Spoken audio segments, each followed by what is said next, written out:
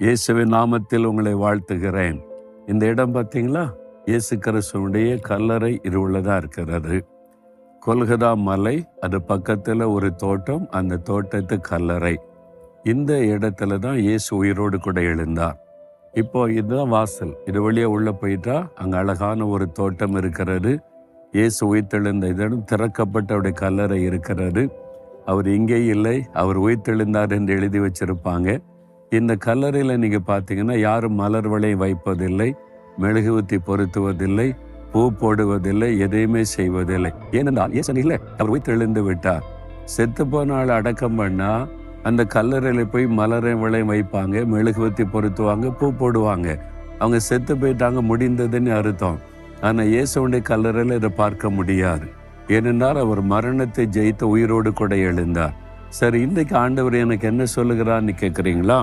யோவான் 14ஆம் அதிகாரம் 1வது வசனம், உங்கள் இருதயம் கலங்காதிருப்பதாக தேவனிடத்தில் விசுவாசமுள்ளவளாய் இருங்கள் என்று இயேசு சொல்லுகிறார். சீஷருடைய உள்ளம் ஒரு சமயத்தில் கலங்கி இருந்தது. ஏனென்றால் இயேசு தன் மரணத்தை குறித்தும் உயிர்த்தெழுதலை குறித்தும் பேசின போது, அப்போ இயேசு நம்ம விட்டு போயிடுவாரோ அப்படின்ற ஒரு கலக்கம் அவங்களுக்குள்ள. அப்போ நம்ம என்ன செய்வது, நம்முடைய எதிர்காலம் என்ன ஆகுது என்கிற ஒரு கலக்கம் உள்ளத்தில் காணப்பட்டது. உங்கள் வாழ்க்கையில் கூட சில கலக்கம் இருக்குதில்ல? இப்போ எதிர்காலத்தை குறித்த கலக்கம், உங்களுடைய பிள்ளைகளுடைய வாழ்க்கை குறித்த ஒரு கலக்கம், ஒரு பிரச்சனை குறித்த ஒரு கலக்கம் அப்படி காணப்படுகிறதா? ஆண்டவர் சொல்றார், என் பிள்ளைகளே, உங்கள் இருதயம் கலங்காதிருப்பதாக. இந்த கலக்கம் போகணுன்னா என்ன பண்ணணும்? தேவனிடத்தில் விசுவாசமா இருங்க. இயேசுவின் மீதும் அவருடைய அன்பின் மீதும் வல்லமையின் மீதும் விசுவாசமா இருங்க. விசுவாசம் வச்சுட்டா கலக்கம் போய்விடும். சில சமயத்தில் என்ன நடக்கிறது பாருங்க. ஒரு சமயம் ஒரு ஊழியம் செய்கிற சகோதரர் என்னை சந்தித்தார். அவர் ரொம்ப வேதனோடு கலங்கின உள்ளத்தோடு சொன்னார், நான் அனாதை போல் இருக்கிறேன், எனக்கு உதவி செய்ய யாரும் இல்லை, நேசிக்க யாரும் இல்லை, ஒரு ஊழியக்காரனா இருக்கிறேன், என் வாழ்க்கையை நினைச்சா எப்படி இருக்கு தெரியுமான்னு சொன்னார். எப்படின்னு கேட்டேன். ஒரு கடல்ல ஒரு படகு தண்ணி அப்படியே அலைவுபட்டு கொண்டே இருக்குது. அதுல நான் உட்கார்ந்து இருக்கிறேன். கரைக்கு போய் சேருமா சேராதா, கவிழ்ந்துருமா, ஒரு பயம், கலக்கம்.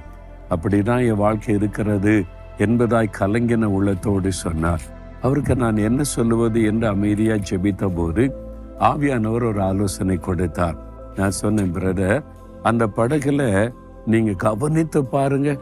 அந்த படகுல நீங்க இருக்கிறீங்க, நடுக்கடல்ல தத்தளிக்குது, உள்ளத்துல கலக்கம்னு சொல்றீங்க. அந்த படகு கூர்ந்து பாருங்க, அந்த படகுல இயேசு உங்களோடு இருக்கிறார். அவர் கூட இருந்தா எதுக்கு பயப்படணும்? படகு கவிழ்ந்து போகாது, கரைக்கு போய் சேர்ந்துரும். அதனால நீங்க நல்லா பார்த்தீங்கன்னா இயேசு கூட இருப்பாரு.